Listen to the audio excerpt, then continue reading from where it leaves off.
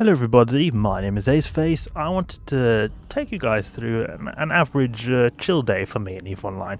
Not a kind of a day where I do a whole lot of activities, but just sometimes when I log in, because I wanted to just show you guys what kind of stuff I'd be up to. Because right now in real life, I've got an evening / night shift that I'm going to go to.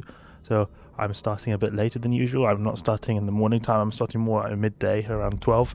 Or it depends a bit on the time zone you're looking at, but as you can see here in EVE Online it's 10:30, so it's the late morning at least. And I'm just thinking here, okay, I wanted to just log in and show you guys what I usually do in these kinds of like short sessions that I spend in the game.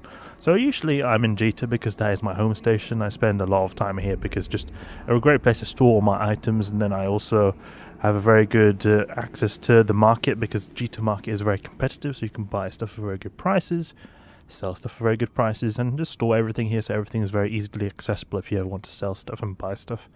So usually when I log in, what I do is I just go through my ship hangar sometimes and just look, is there any cool ship that I'm not using for a while. For example, I'm in a Muninn right now, and I was just thinking, okay, is there any cool ship that I've not been using for a while? And often stuff that I usually go to is stuff that I think looks cool. So like the Purifier, for example, I just go, this ship was pretty cool. And sometimes I feel like, oh, it looks really cool, I just want to go and do some abyss sites in it. Or it could just be the same thing when I go for a Gila, for example. I could go for perhaps one of my Gilas, T4 Firestorm Gilas, which I love to use a lot. I could just see, do I feel like using a Gila now? And maybe I could just go out and do it and just run a site. But right now I don't really feel too much in the fancy of doing an abyss site, but I often just go through my ships, admire them, ship spinning as they say, and look through cool ships we have. Cool ships I've got. Another ship was the Marauder. I really like the Marauder as well. I was just remembering the times I used this for Kronos for events. It was pretty powerful for using them in events. But something I would often do is then when I log in, I check the market. Just quick check on the market. I want to check what the filament prices are. You can see that I just keep an eye on any particular changes in the filaments, because filaments go up and down all the time. Like Chaotic Gamma 15 million, I think it was going a bit less. Yeah, it was going a bit less, not so for just a few days ago. You can see the price of 15 million is quite high compared to these previous orders of 11, 12, 13 million. And then often I like to keep an eye on these Firestorm filaments, because Firestorm filaments in general, they interest me a lot, just because of their extremely low price. So I like to be able to run these if I can, because of the insane profit you get from them, and also the dark sites. And the dark sites are also usually pretty low in terms of their price. Chaotic Dark, you can see here 8 million, so they're still pretty low. The Chaotic Darks are a little bit higher than the other ones, but they're still pretty low. And then I like to also look at Plex. Keep an eye on Plex, because I've saved up. Ooh, it's pretty high, 5 million. Keep an eye on the Plex, because I store up a bit of Plex sometimes, and then I like to keep an eye on them. And then another one I like to look at is the Skill Injector. How are these? Because I've got a few skill injectors, because I've got a couple of alts that I extract skills from. So I just like to keep an eye on these in case they've just gone up crazily or gone down crazily in price. Just want to just keep an eye, see what the status is on them. You can see they're going up, and then they recently have been going down a bit. And then I like to do this Evermark program. Now let's see if we can find a ship that's good for transportation, because you can do these daily quests where you go and you just hand in a ship. When you hand in a ship, you're then able to get some of these Evermarks, which you can use and then customize the ship further. And I want to save up a lot of these Evermarks, because the Evermarks, they can be used to get emblems, just to customize your ship, but they seem to be a currency. And I can imagine that these are going to be used for a lot more utilities, just in incorporation of faction emblems. So we'll go here and look for the Paragon Fulfillment Center, because I can imagine we can get a lot of skins and parts for ships. Maybe they even are, I've just not had an eye on them, but since I see that there's a currency going on for these Paragon or Evermark quests, then I think that there's other use for them in the future apart from Corporation Alliance logos. Stuck up here. They usually want you to just hand in a ship. That's basically what it is. Remove ships from the market. And then you can only do one every day, so it's sort of like a daily quest, you could say. Something that is also daily in EVE Online is to do this killing spree. I'm not sure why I can't do it here. I think it has to be to downtime. That must be the reason, because I must have done something yesterday. Because yeah, downtime is at 11. That's why. But otherwise, these are daily quests you can do. I don't really bother much with them. I used to bother a lot with them because they're like good. Oh, Heron. That's what we need to get. Okay, let's go and get Heron. Because I used to do them a lot because like good skill points, but nowadays I just don't have the time. I can't be bothered, or I just do them naturally. You know, when I'm doing abyss sites, I naturally just do them by themselves. I can't be bothered to have to go out of my way to do them, even though they are very easy. Just go and find an anomaly and do them. But I've got so much skills in my character that just a few extra 1,000 skill points is not going to make a whole big deal for me. It's not going to change a whole lot. Ooh, jumping in at fast speed. Do we need to get a heron? And get a quick heron handing in ships. It seems like they want to take one frigates a lot of the time because I've previously used like a Punisher. That's a previous ship I've had to hand in. I wonder if they can take bigger ships and maybe that they will give more Evermarks perhaps. Let's buy one of these. A little bit cheaper than these systems that are a little bit further away. Let's go and grab a heron. I used to do a bit of PI. In nullsec I had alts that I used to every day just check on them and keep them up and going, but I've already stacked up a lot of ISK, and I've bought most of the ships that I want to get in high sec, like the expensive ships you can say, because I mainly live in high sec, so I don't live in nullsec. So the biggest and or most expensive ships I have use of are the Marauders, and I've already got Marauders like in my hangar, so I don't need to like buy new ones. So it's not like I lose them particularly often. The Golem I lost a long time ago, but apart from that Golem I lost a long time ago, I don't usually have to replace Marauders, so I've got them and I just keep them there and I do my different activities I do with them, such as like, you know, the Elf missions and the Triglavian hunting campaigns I go on from time to time. So that's why I don't really bother with PI, because it just takes too much time, and when I've got a lot of real life stuff, family, work, etc., then this small extra tedious stuff, I don't feel like having an extra job. I try to focus doing the stuff I think that is more fun and EVE Online, and just, you know, do different things that feel a bit more stimulating from this game. Okay, such as handing in a ship, very stimulating. But I want to get the potential of getting good skins and customization options, because that's stuff I really value a lot in this game. Okay, accept, yes, and complete. Your enthusiasm, Captain, but because you do not have one heron. Where? What? Oh yeah, I know why. Because we have to repackage this, that's why. There we go. Now we can complete. So we get some Evermarks. Okay, there we go, we got some Evermarks. And we want to board my shuttle.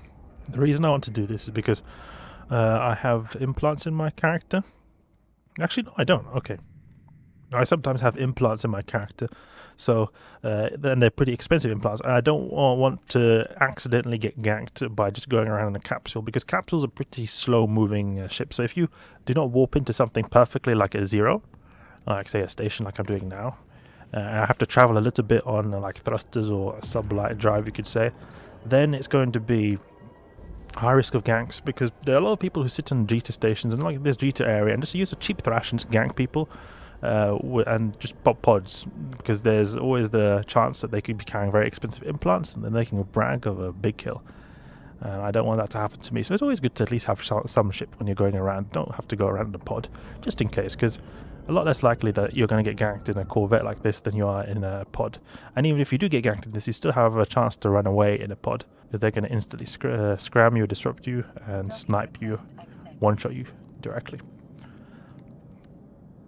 And then often in EVE Online, when I log in, just like chill a little bit in the station like we're doing here, I often like to plan some Abyss fits, because the Abyss is my #1 activity of using to farm ISK in the game, just PvE activity in general. So what I like to do is just go and just hypothesize some fits. Maybe often they don't even like, lead to anything, but I just like to test out different things. So when I was eating breakfast today, I had an idea to use a Muninn in T4 Firestorm. I've been talking about using a Muninn for T4 Firestorm, and I was thinking, okay, I could try making a fit for this. So that's like what I like to do. I'd like to just test out different fits, not test out per se, because I would probably not test. I don't have the time to test out right now, but I'd like to, you know, make these and perhaps even use them later. So I'd probably go with some heavy assault missiles. These are the go-to weapon system with Muninn, and then I would go with a 10mm, slow boy, no, not too slow, but quite slow, large cap bat, Republic Fleet large cap bat. Now in the Firestorm site, it's good that we go with armor because they got more thermal resist here, but the explosive resist is scarily low, so it's not a nice thing to see. We'll go with Webifier.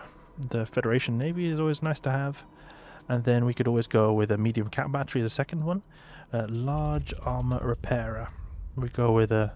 Is it possible to go with a single armor repair? It's going to be a bit difficult though. We want to go with actually a medium one, not a large, because we can't fit that on a Muninn. Go with Corpum A-type at 300 million. Centum A-type, Corpum A-type, which is more expensive. I think that, so you see that there's a price difference, 299 and 325 million. I always like to check them here to see if it actually is something that is correct. Sometimes they can say something and it's going to be completely different. Okay, so one armor repair here, 59 HP per second, not a whole lot of armor. And then we could put maybe even another one, if it's possible, with the fitting. Yeah, okay, we can do that. Medium cap battery. Republic Fleet medium cap battery. We can't. Okay, so we'll go for B-types. B-type medium armor repair. Centum B-type. Because these are also a bit cheaper, so that's good to see. Corelum, Corpum. I think Corpum, generally speaking, is cheaper.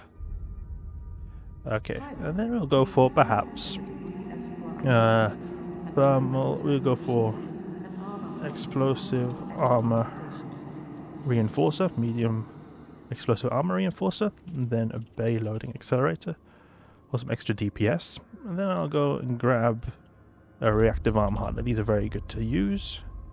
And then we'll go for ballistic control system. Ballistic control system is important.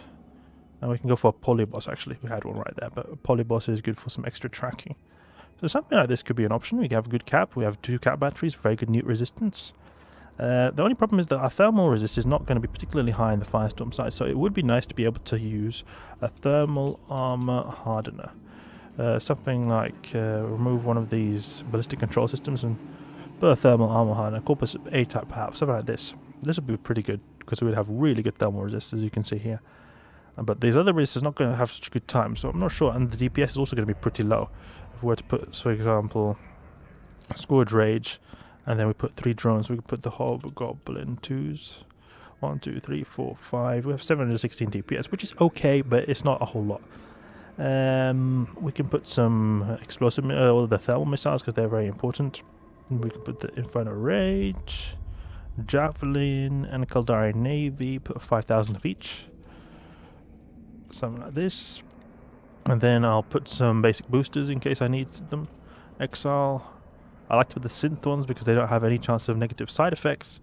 I put the, what is it called now, hard shell, because these are also very cheap boosters that can improve your attack. And then I put perhaps a crash booster, synth crash booster. These are pretty good to have. So you have some application with the crash booster, more tank with the synth and hard shell boosters. You've got some ammunition here. So something like this would be something I'd use. We can put T for Firestorm. So we can save this for a future attempt. I'm just worried a bit about the DPS, but maybe it'll be alright in the Firestorm site. We'll have a reduction in thermal resist, so we'll perhaps apply a bit better.